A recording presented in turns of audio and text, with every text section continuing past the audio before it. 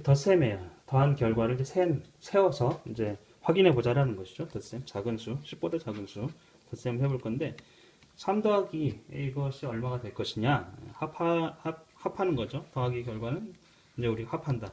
실제로 엄밀하게 얘기하면 3개 있고, 그리고 2개 떨어져 있어요. 그래서 우리가 이제 이거 그리고라고, 셋, 3, 그리고 2. 이거를 더한다라는 것은 이제 합하는 것인데, 엄밀하게, 기하학적으로는 이 끝을 연결시키는 거예요. 같은 방향으로 연결시키는 거.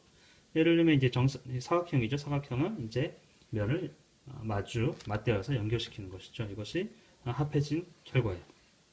잘 정리돼서 합해진 것 같잖아요. 그렇죠? 막 섞인 게 아니고. 그래서 3과 2가 합해지면 5가 되는 것이죠.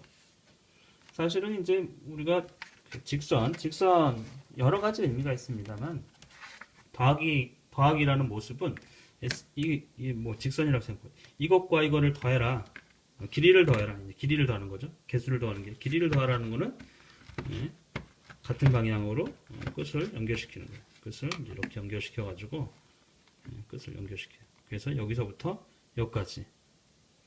요것이 이제 더한 결과가 되는 것이죠. 이만한 길이와 이만한 길이를 더했을 때는 이렇게. 여기서부터 여기까지. 그래서 끝을 연결시킨다. 같은 방향으로 연결시킨다라는 것이죠. 근데 이제 제가 이 문제집에서는 6 그리고 3, 6이 있고 그리고 3이 있죠. 색깔을 좀 달리 했어요. 서로 다른 대상으로 9을 6과 3으로 분리해서 볼 수 있도록 일부러 그렇게 한 것이죠. 그래서 이게 9가 되는지는 세어봐야 돼요. 하나씩. 6이죠. 아이들은 이제 6 더하기 3이면 여기가 6이니까 여기서부터 7, 8, 9 이렇게 하면 되는데 처음부터 셉니다. 괜찮아요. 좀 답답해하지 말고 처음부터 거의 대부분의 아이들이 그렇게. 만약에 어떤 아이가 여기서 6이니까 7, 8, 9 이렇게 됐다고 하면 똘똘한 것이죠. 칭찬해줘야지. 그게 당연한 것은 아니다.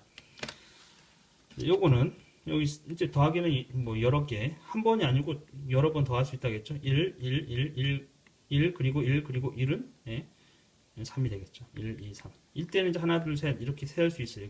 여기서 떨어졌던 공간은 1 그리고 1 그리고 1 그리고죠. 그리고 여기도 이제 뭐 그림이 있기 때문에 명확하게 아이들이 쉽게 덧셈을 할 수 있을 것이다 생각하고요.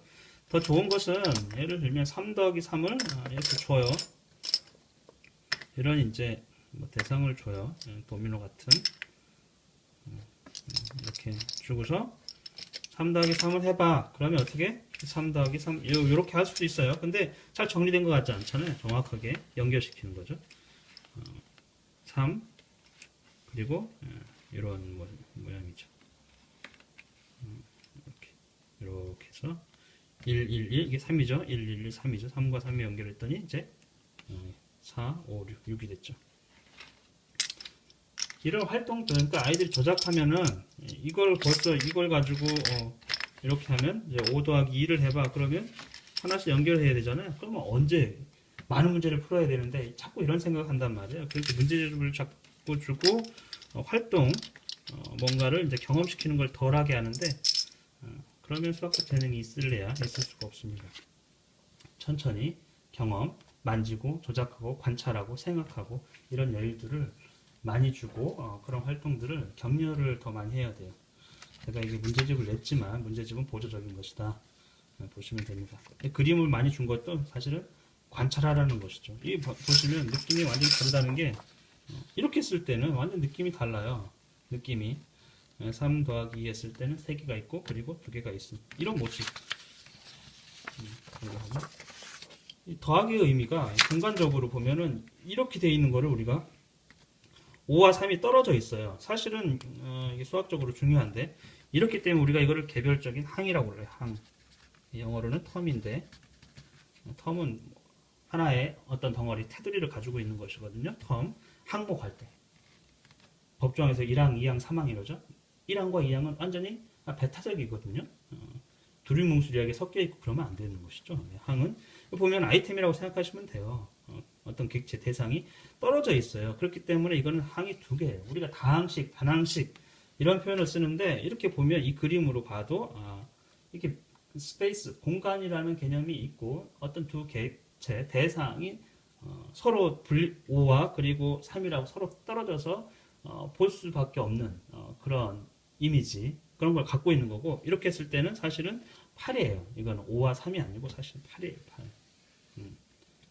알겠죠? 이거는 항이 하나고 얘는 항이 두 개인 거거든요. 모양 결과는 같지만 모양은 다르다. 그것을 그림으로 잡고 수학적인 어떤 그림을 보고 관찰해보고 수학적으로 표현할 수 있으면 좋다라는 것이죠.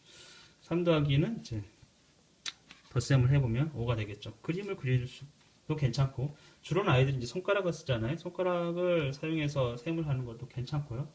그림을 그리는 것도 괜찮고 이런 거 천천히 처음 배울 때 빨리빨리 해가지고 막 나가는 것보다 천천히 나가는 게 괜찮습니다. 그게 제대로 성숙하는 거예요.